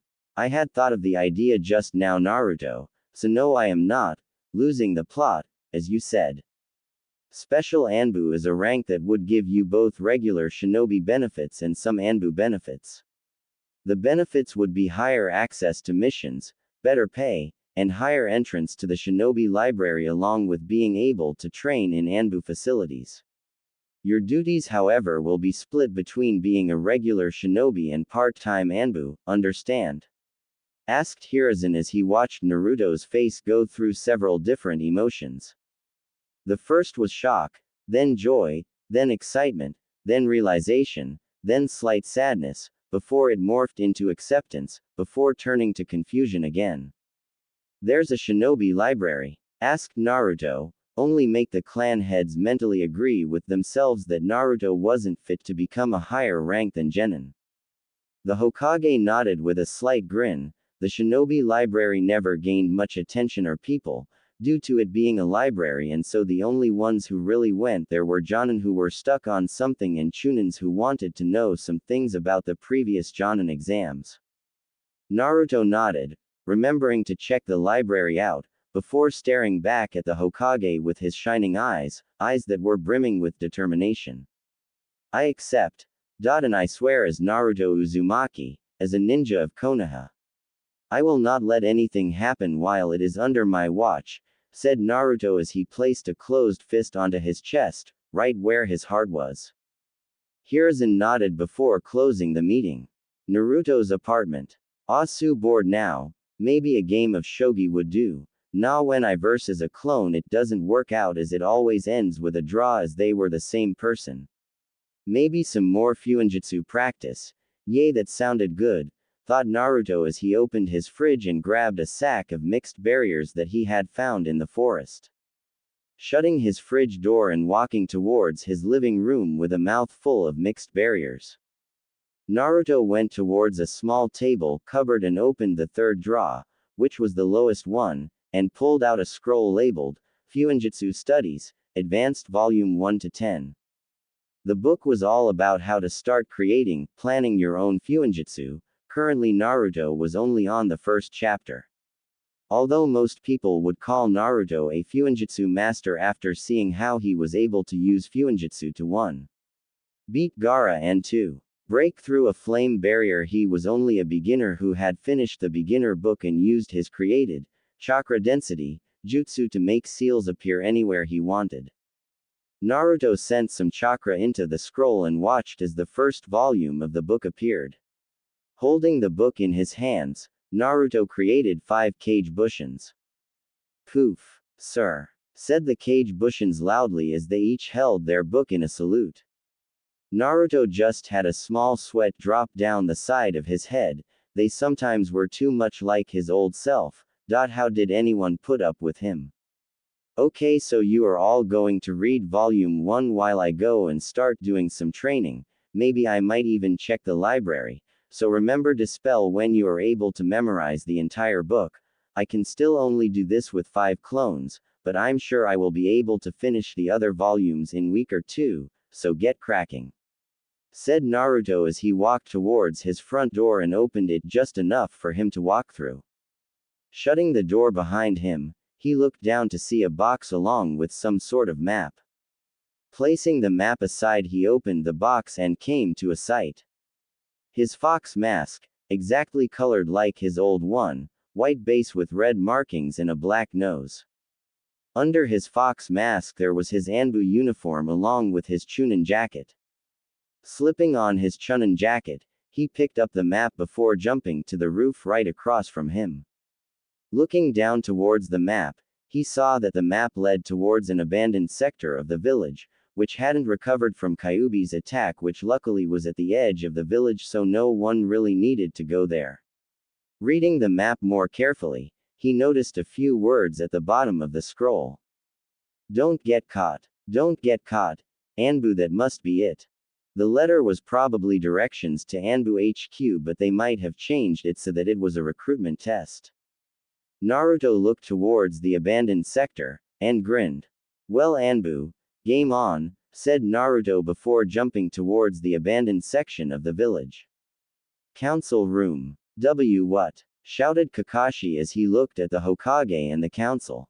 He had just found out that he had missed an invasion and that Naruto would no longer be a part of Team 7, due to getting a special promotion. Kakashi was in shock right now. He thought that the Chunin exams would go for at least 3 hours, but apparently Naruto had defeated Neji so quick and everyone else had simply surrendered. But what about Sasuke? You all know that he would have won his match, said Kakashi, trying to have his most successful student turn into a Chunin so that he could have Sasuke as an apprentice, as he thought Naruto's promotion was just something the Hokage told Naruto to keep him happy. Hiruzen looked at Kakashi with a disappointed stare. Here he was trying to get Sasuke promoted and was ignoring Naruto and his other student. Kakashi. Get out. End of discussion. Sasuke Uchiha will not get promoted. This council meeting is dismissed. Secret training area. Flash step. Throughout the clearing there were multiple flashes of gold before it finally stopped in the middle of the clearing. Huff, huff, huff. Okay, so making chakra into a physical form is taxing, while the actual travel isn't all that much. Maybe I could make a seal that condenses air molecules, so that I don't have to huff, huff, summon chakra into a dense physical layer under my feet each time while in the air, muttered Naruto to himself as he was trying to finish his flash step and make it more reliable instead of just a few steps. Lying on the ground, Naruto opened his Chunin vest and grabbed the Anbu HQ map and looked at it. It was simple and straight to the point. Get to the objective without being caught, and he had a time limit of 5 days. How did he miss the time limit? Naruto moved the scroll onto the grass beside him as he looked towards the clear blue sky, letting all his chakra flow through him. Shutting his eyes, Naruto focused on the life around him, feeling each and every living thing within the forest and river. Suddenly, Naruto felt something else along the creatures around him. It felt pure like nature itself. The energy was floating all around him and even under him. Drawing the energy, he felt peace overcome his senses, before snapping out of it when he opened his eyes to see a small fox jump on his stomach. Scratching the little fella behind the ears, he watched as it yipped at him, before running off towards the forest. Naruto then thought back to the feeling he felt, the peace he felt when he absorbed some of the energy. Was that what peace would feel like?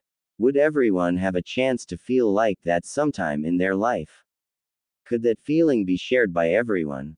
Naruto held onto the feeling he had felt for a few moments before standing up and grabbing his scroll.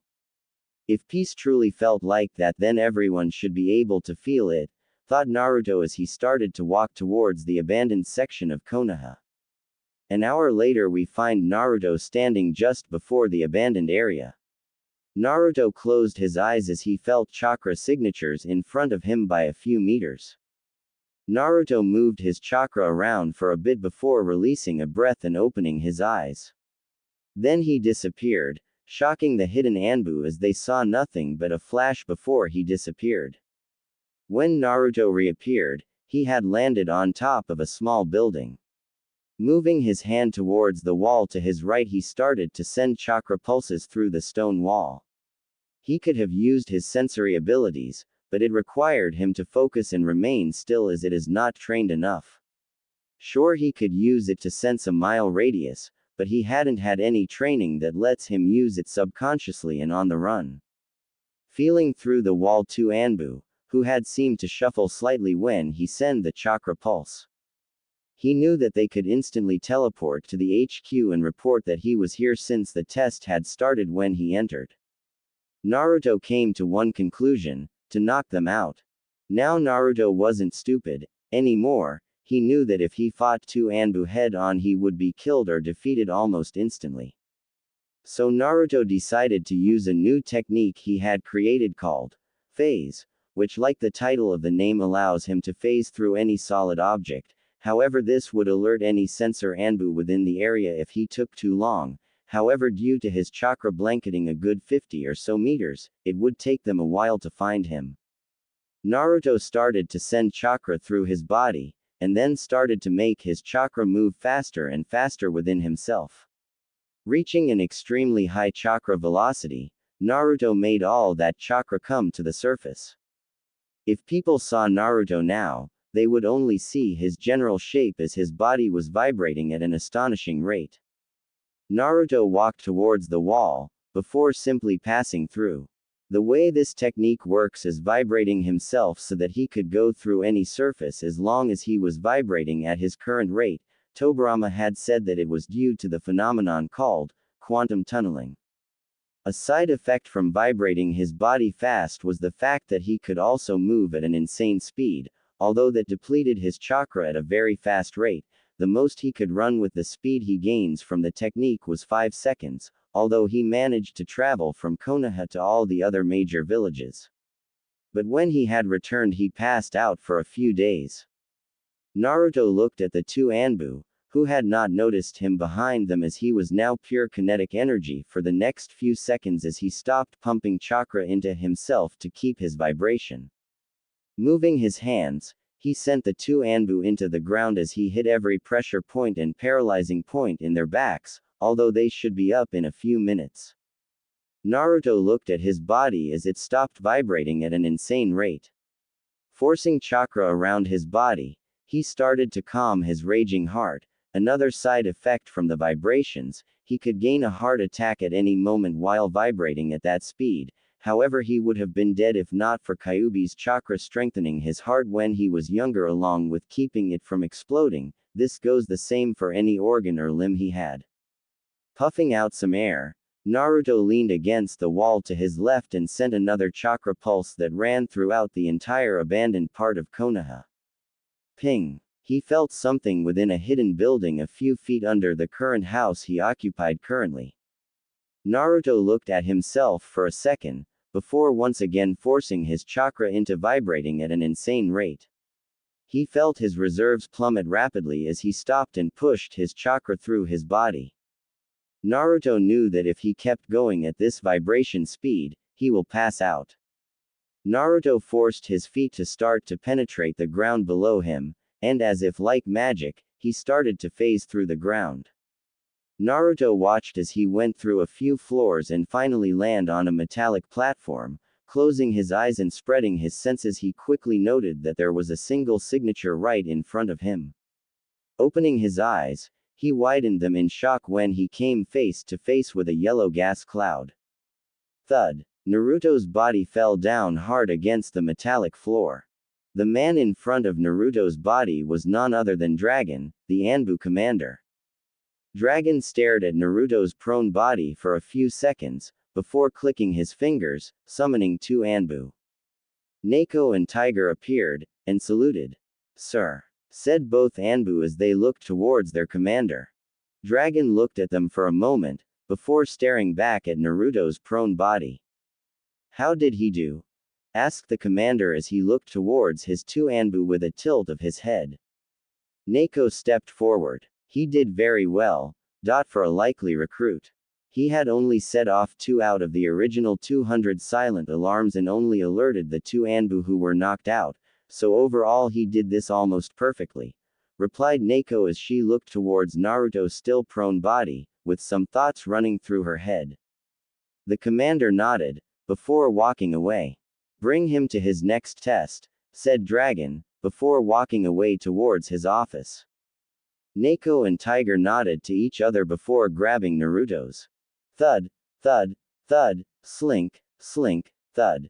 The screams could be heard from room to room. The one who was screaming was someone subjected to the worst torture subjected to anyone. Anbu interrogation chamber. Ha, ha, is that the best you got? Asked Naruto as he had his hands tied behind a chair, along with his feet. He had multiple chakra suppressing seals placed on his as well. Looking at his appearance, you could see the rips that littered his cloths and skin. His long-sleeved black shirt had large amounts of cuts running along it, while his chunin jacket was more of a rag. His headband had sticked firmly on his head, not even a slight cut on it, but that was due to Naruto trying to avoid anything that came near it. It was a gift after all. And finally his pants, they were about to fall off from him. The Anbu was vicious. Naruto was staring at the Anbu woman in front of him.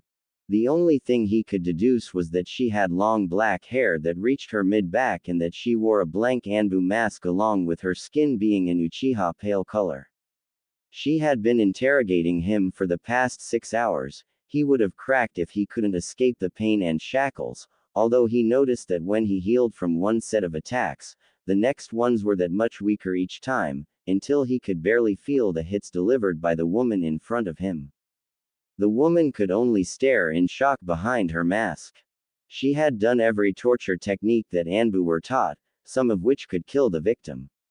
For example, there was one where the Anbu places a liquid on a torture weapon, and when it hits it makes that part of the body weakened and sensitive to any strike that a fist could easily go through their entire chest and kill them, either by having a fist through their body, or due to a heart attack because of all the pain the person would receive.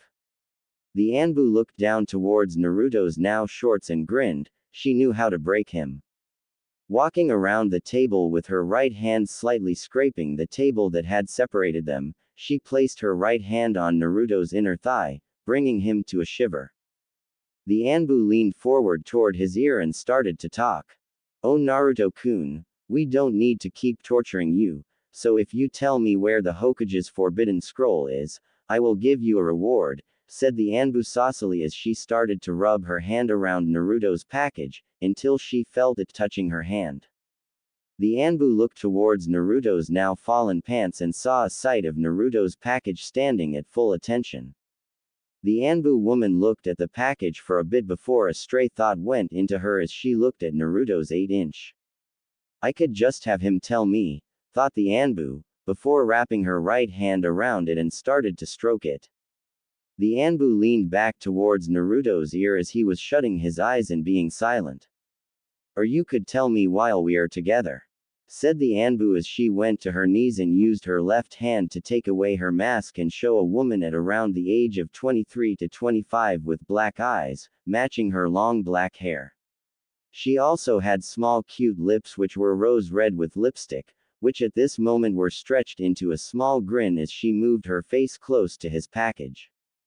All kids who don't know what is or have seen it look away and come back when there is another black line like this again. Also to any girls woman reading this, don't hate me, it's a Anbu recruitment thing, and in a world of ninjas where the expected living age is around 30 to 50 max, yay don't hate. The woman looked at Naruto as she parted her lips and moved her tongue past her slightly parted lips. She then put her tongue at the base of Naruto's, and slowly moved up towards his head and then wrapped her tongue around his head and slowly brought her head towards it and engulfed the head, all while keeping her black eyes onto Naruto's blue eyes, which had snapped open when she placed her mouth around his head. Swirling her tongue around a bit and taking all the flavor Naruto's had, the Anbu woman moved her head down and started to take more of Naruto's into her mouth. Naruto was in a state of bliss. He had never felt this good in his life.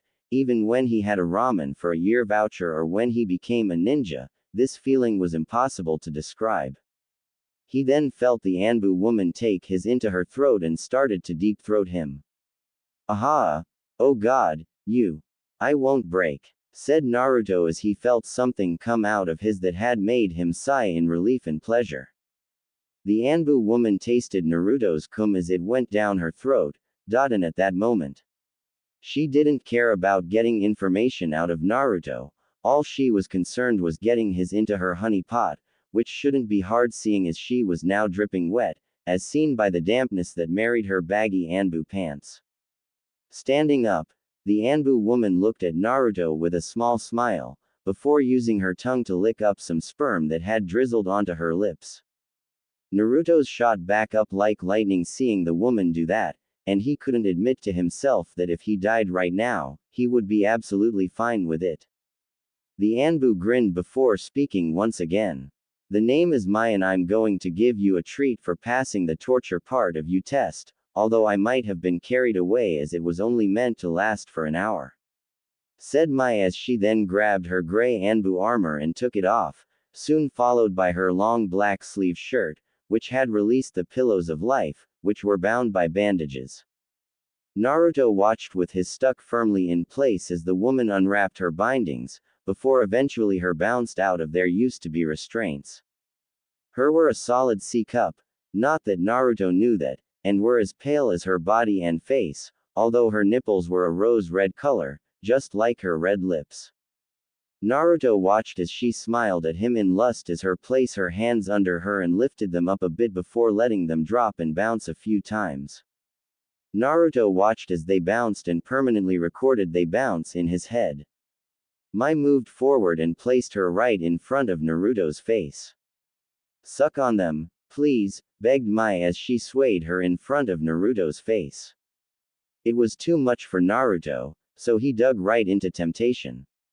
He started to suck the right nipple while swirling his tongue around he could taste the little bud and it was amazing, it tasted like strawberries and smelt like once again roses. The woman was gasping, how was Naruto this good? She didn't know. She grabbed the back of Naruto's head and pushed his face deeper into her, which Naruto ignored for sucking her right nipple.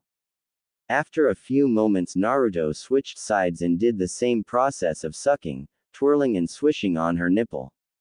Mai couldn't take it anymore. She needed his instat. She moved her away inadvertently making Naruto cry slightly at not being able to taste those fluffy goodies. Naruto Uzumaki. You are going to pleasure me now, got it, said Mai as she released his binds and moved all the torture equipment off the table, before placing herself on it and spreading her legs out wide. Naruto just stared at the woman's lower part, it was completely clean, not an ounce of hair was seen. Naruto looked at the liquid dripping out of her snatch and decided to taste it. Moving his head forward, Naruto stuck out his tongue and went up to the liquid pouring out of the Mai. Placing his tongue at the bottom of the liquid, Mai moved his head and tongue up and collected all the sweet nectar that tasted exactly like her nipples, only to a more delicious type of strawberry. Ah!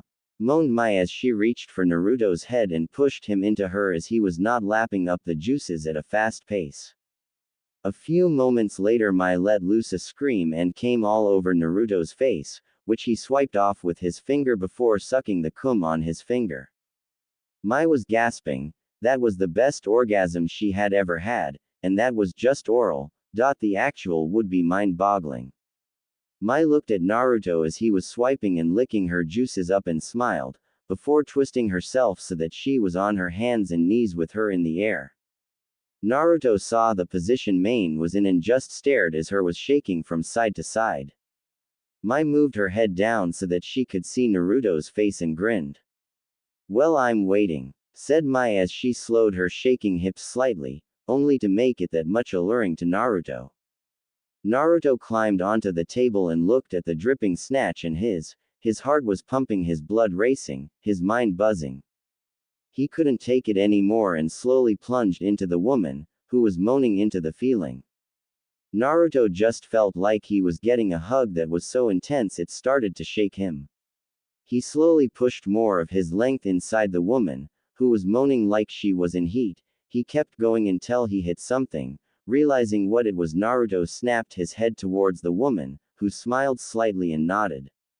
No one could last that long against my torture techniques, so here is your reward, said Mai as he shoved herself backwards and made Naruto's pierce her barrier and stayed inside of her for a few seconds, allowing Mai to calm down and then place her face to the cold metal table. Even though her face was on the metal table, she managed to mumble Naruto to start moving. Naruto nodded to himself. Before moving back and forth at a slow rate, he also moved his around while moving in and out of the woman before him. He heard the woman's groans of pleasure and it made him quicken his pace almost instantly. Naruto could feel everything inside the woman as he started to rapidly screw the woman's brains out, while making sure it was pleasurable for her. Mai was induced into an orgasmic haze as she could only keep her in the air as Naruto screwed it. She never knew that was this good, otherwise she would have lost her virginity a long time ago. Naruto pounded into Mai's vagina and could feel something rise within him. "Ma Mai-chan, I am gonna come soon," said Naruto as he increased his pace, and soon if anyone walked in, they would see nothing but a blur between Naruto and Mai's connected places. "Mita Naruto-kun, let's do it together, don't worry about a kid. I took a pill this morning," said Mai as she started to participate by throwing her body backwards, which in turn shoved Naruto's further into her. The two were panting like mad for the next few minutes and soon, their session ended. "Ah!" Both moaned as they came at the exact same time. Naruto fell on top of Mai and moved her slightly so that her head was on his chest while still being connected at the hip. Even though Mai was taller and older, she just sighed happily before falling asleep. As Naruto was about to fall asleep, the door opened and in came Neko and Tiger. They just stared at him. Naruto looked at him and Mai and laughed a little bit before scratching his head with his left arm. "So do I pass this test?" asked Naruto as he looked at the two Anbu. With Tiger nodding before blood broke through his mask and sent him flying out of the room. Neko however just stood there staring at him for a few seconds before nodding before walking away and into the camera recording room and came out with a disc before leaving. Naruto looked at the direction the two Anbu went and shrugged, before taking off his chakra restrictions and cuddling with Mai. Well, that was fun, though Naruto before he went to sleep.